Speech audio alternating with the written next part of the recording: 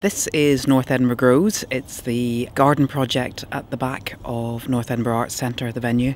And the purposes of it were to turn a pretty wasted space into something that was of use for playing in, for being creative in, for growing in, and acting as a focal point for community activity. We've unearthed an archive photograph of West Pilton Farm.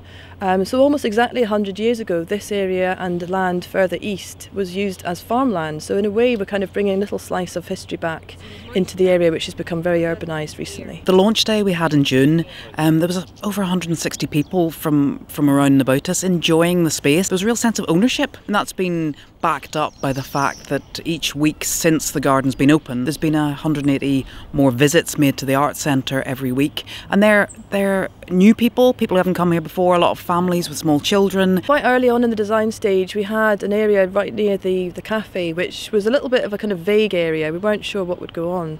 I worked with the local nursery and with the local family and children's group. Just asked people what they would like to see, and a shipwreck came up lots and lots of times. People really wanted some sort of maritime theme, and also the idea of sand, so bringing a little piece of the beach back into our garden, somewhere that the under fives and maybe sort of 5 to 10s can play while mum and dad grow food in the garden.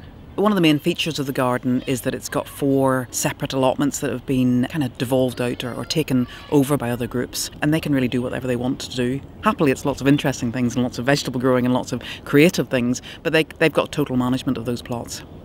600 kilos of crops have been harvested from the 4 raised beds that we've got here, and I think that's amazing in itself, but it kind of points the way for other people to do similar things. It demystifies it, I think, and that's really important.